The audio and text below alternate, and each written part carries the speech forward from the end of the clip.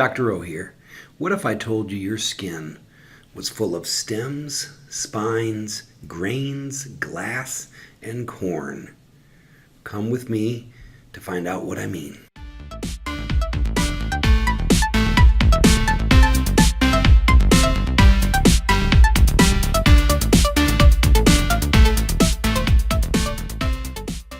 In this video, we're going to cover the 5 strata or layers of epidermal cells in your skin.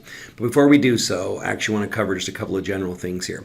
First of all, you'll see the keratinocyte over here. That's actually the most common epithelial cell in your body, and that's going to be the cell type that dominates the entire epidermis. Number 2, you're going to notice a trend. We'll actually start down here with the deepest layer called the stratum basale or stratum germinativum, and we'll work our way up.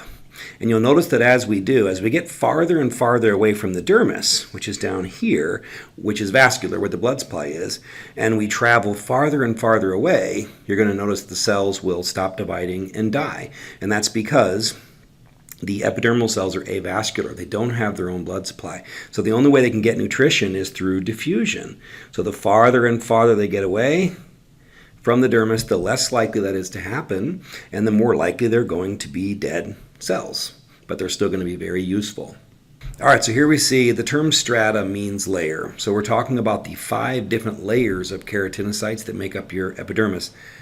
But I want to make sure you understand something, that each of these layers has multiple layers. So if you're interested in how many strata or layers there are in your epidermis, there are 4 or 5, depending on where you're at. But the total number of layers of individual skin cells you have is going to be much closer to 50. All right, so we're going to work from the deepest layer and move out. So we'll start by covering the stratum germinativum or stratum basale. Then we'll go to the stratum spinosum or spinosum, some call it. Then the stratum granulosum, which is to me where the magic happens.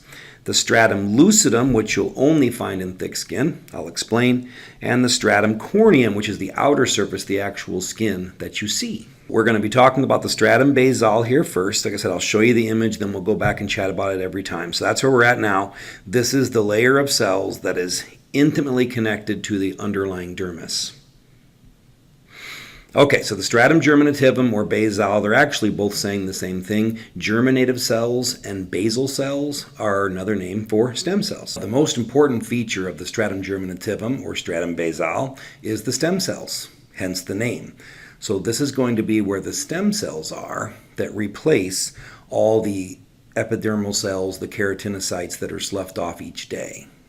Another interesting feature of the stratum germinativum is that this is where your fingerprints come from. So the stratum germinativum forms these epidermal ridges along with the dermal papilla, which papilla means nipple-like or mound-like structure. So these hills and valleys are actually what form your fingerprints. Now, why are they there? They're there to increase surface area, so which actually helps to attach the epidermis to the dermis. And you could also make an argument that they're there to help to increase grip a little bit as well.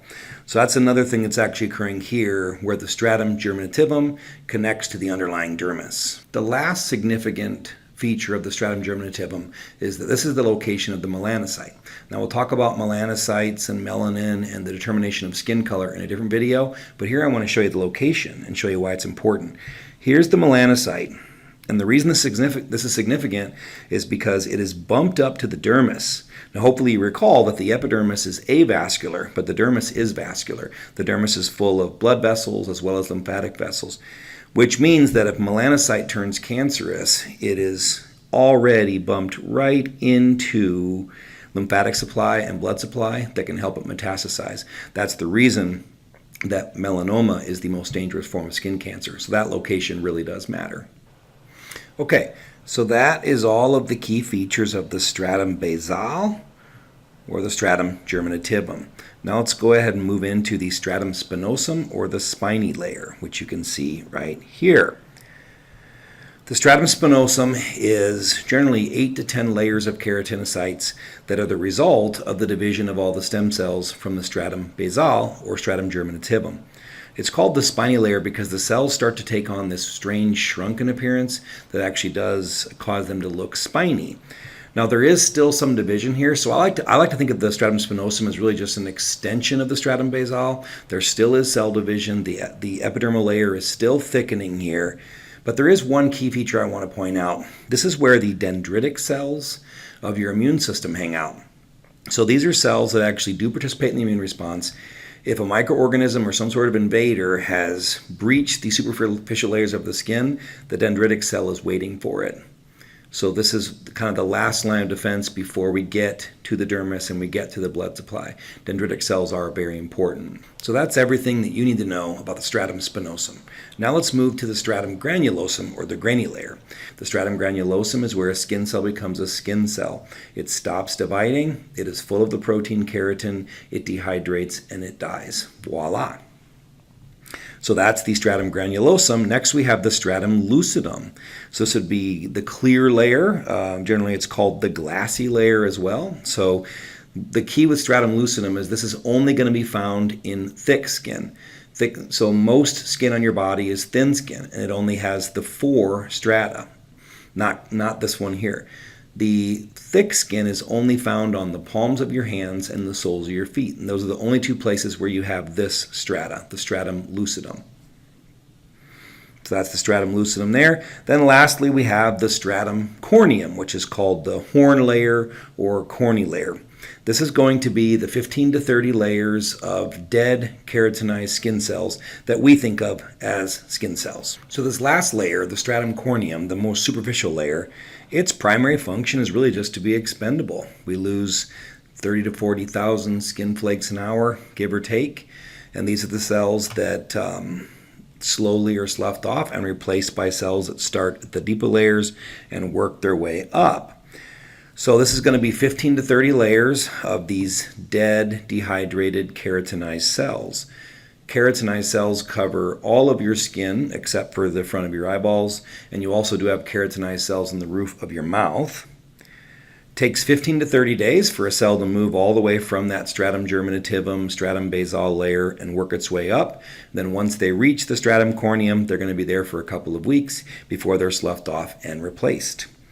All right, real quickly, this is the layers of keratinocytes, the strata of your skin, starting with the stratum basale, skin stem cells, replacing the ones that are sloughed off at the top. Stratum spinosum, cells continue to divide, and that's also where your dendritic cells are that initiate some of the immune response associated with your skin. Stratum granulosum, that's where skin cells become skin cells. They stop dividing, they're keratinized, they dehydrate, and they die. Stratum lucidum, only found in thick skin, palms of your hands, soles of your feet. And the stratum corneum is the skin that you observe, the superficial layer that it forms a barrier that keeps what should stay in, keeps what should stay out for a couple of weeks before those cells are sloughed off and replaced.